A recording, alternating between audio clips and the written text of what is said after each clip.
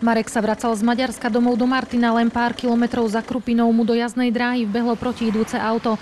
Inštinktívne strhol volant, vozidlá sa síce nezrazili, no Marekové auto skončilo v 6-metrovej rokline vedľa železničnej trate.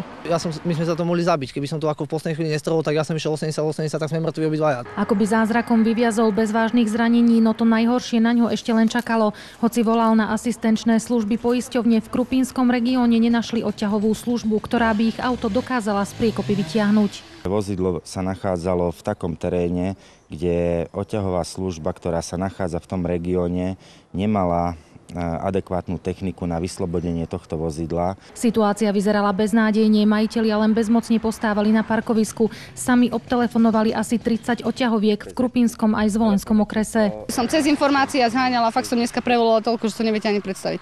A nikto mi proste nevedel pomôcť. Vinník nehody už je asi 5-6 hodín doma a ja tu čakám a ešte stále neviem, či sa dneska dostanem domov, lebo auto mám stále v rokline. Asi po 6 hodinách konečne asistenčná služba našla odťahovú službu až v Banskej Bystrici, vzdialenej 60 kilometrov od miesta nehody.